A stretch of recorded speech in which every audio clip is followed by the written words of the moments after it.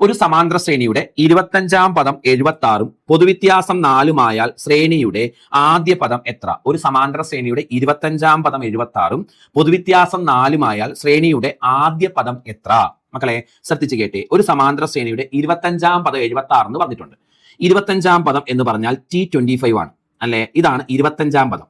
ഇത് 76 ആണെന്ന് പറഞ്ഞിട്ടുണ്ട്. ഒരു സമാന്തര ശ്രേണിയുടെ 25-ാം പദം T25, അത് 76 എന്ന് പറഞ്ഞിട്ടുണ്ട്.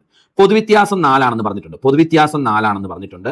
ശ്രേണിയുടെ ആദ്യ പദം എ എത്ര എന്നതാണ് ചോദ്യം. ആദ്യ പദം എത്ര എന്നതാണ് ചോദ്യം. ആണോ?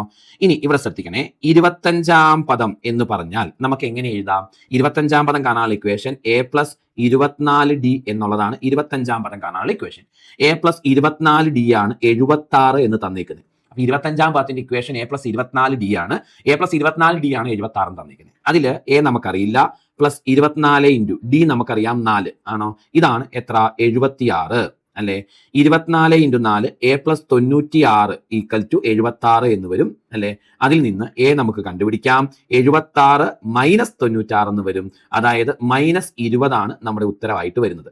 -20. ഓപ്ഷൻ ഡി ആണ് നമ്മുടെ കറക്റ്റ് ഉത്തരവായിട്ട് നമുക്ക് കിട്ടുന്നത്. ചെയ്ത് പക്കയാണോ? ഓക്കെ.